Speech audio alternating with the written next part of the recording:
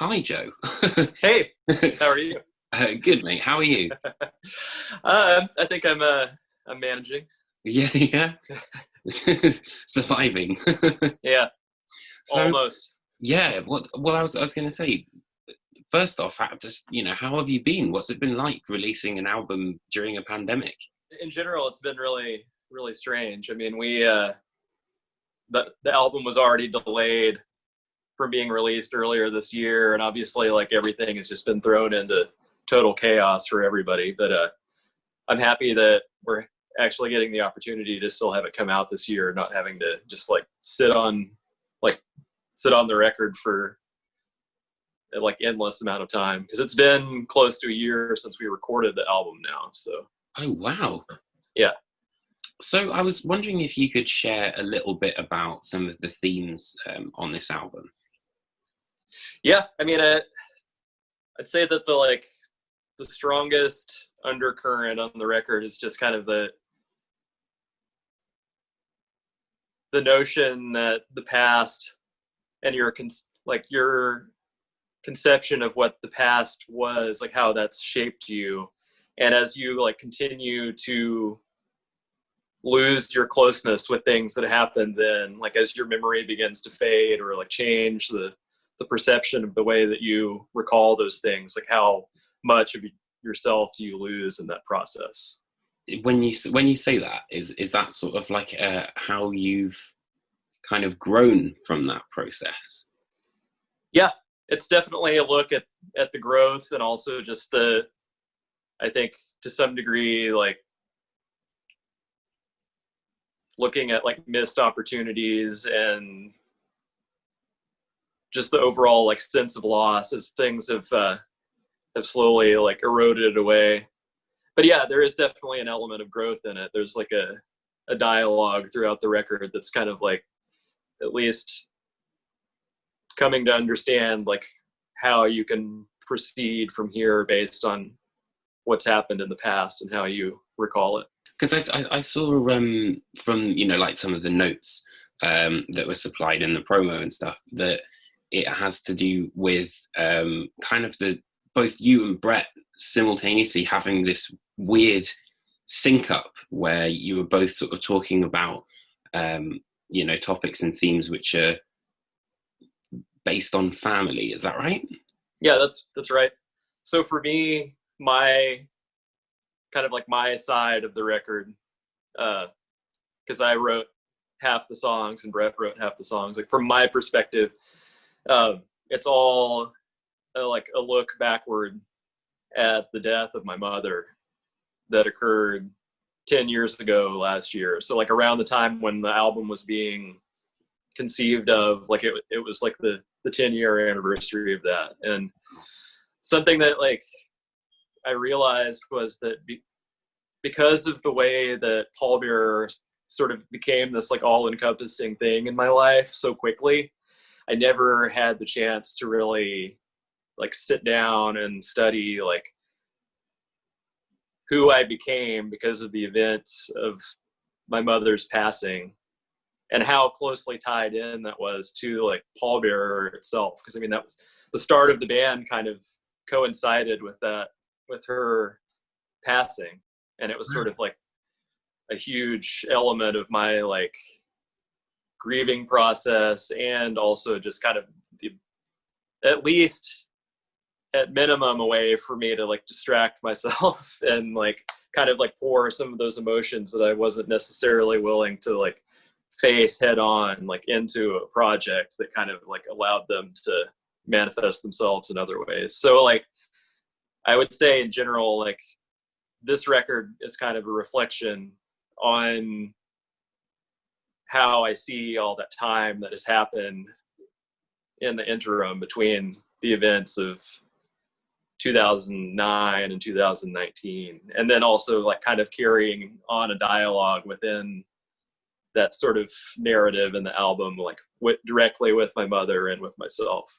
Oh, wow.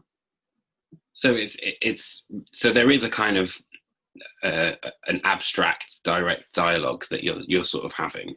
Yeah, there's definitely lines like kind of sprinkled throughout the lyrics that are like an actual like conversation between.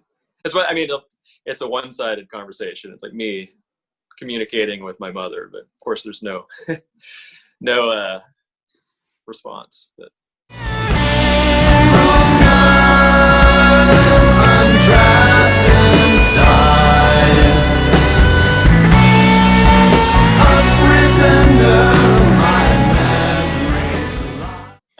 wow, that must have been, it must have been difficult to go through all of that kind of, like, not that process, but that experience all over again when you're writing this new album. yeah, it was. I mean, I spent a lot of late nights last year sitting in my home studio, just kind of like truly at a loss, like thinking over like all of the like memories that my like my fading mind like still contains during the time that all of those events were happening, and the interim time too. Like, I mean, I know that I didn't like handle the grieving process in the healthiest ways, so I did a lot of things that like would kind of like block out what was happening at the time, and thus my my memories of those events sometimes aren't as distinct as I wish that they were. Well, it must also be really difficult to try and, you know, basically put 10 years into 4 tracks, maybe. Yeah, I mean, it's not like a linear like telling of all that.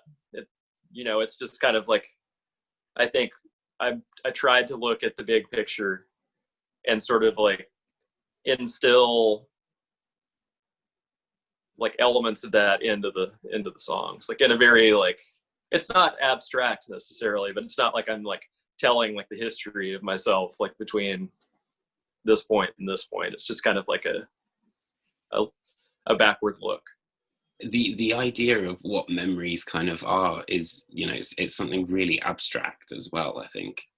Yeah, and the idea that in a lot of ways they shape your entire life. I think your perception of the way reality as you see it has unfolded is continually based off of the things that you remember having done or have been done to you or whatever. So I mean, and whether or not those are accurate or factual or anything is like, who knows? I think that they continue to like morph as time goes on and reshape who you are, and not necessarily in a good way.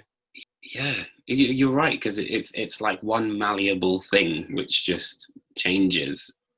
Yeah, and like it can almost have like a domino effect or butterfly effect, whatever you want to call it, where like one thing that happened to you like totally reshapes, I guess, your overall direction, and like the way that you hold that in your mind and how you perceive that it affected you can like go in so many different directions. Every step I take, I test the ground before, since I know that each day. God, that's a big concept to try and put into a record. Wow. Yeah, still honestly like mulling that over quite a bit, even this this far out after having written the record. It's like, yeah. I'm not sure that like, I mean, I don't have any kind of like philosophy degree or anything, but I'm sure that there are people out there that would be able to like quantify that a little differently than me. I mean, I'm sure that when you're a fan of prog rock, you've got your own sort of philosophy degree going on. I also wanted to talk about the artwork, because I find that the artwork has like, it reminded me a bit of like Francis Bacon, weirdly, like, but it's very abstract, and I was just wondering, what does it kind of like, what does it mean to you? What's your interpretation of it? My interpretation of it is honestly like pretty close to kind of what I had mentioned earlier in the like lyrical themes of like, there's a kind of like a classic like nuclear family depicted in a warped way, of course, but it's still kind of like that classic, like almost like 1950s or 60s, like family portrait styling, but it's like extremely, there's something like very wrong with it. And it's like eroding and fading away at the same time too. So like it's this like dissolution of the family and of the past. So and I was, you know, you touched on this earlier on by talking about the different memories and how they shape us, but what for you is kind of what would you say through grief you've learned about yourself? What's that taught you?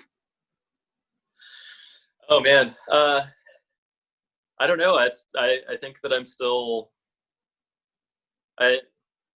learning a lot about it. I mean, as I said before, like I had the like perfect opportunity to just totally run away from it for a really long time. And I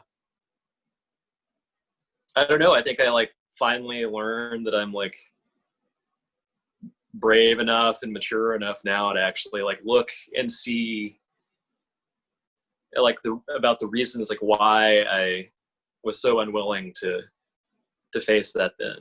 I don't know if brave is like the right the right word, yeah, I don't know. I'm like, in spite of all the mistakes that I've made in my life and things that I regret, that I feel like were kind of a direct result of my running away from the grief from that incident, or from the part of my life. I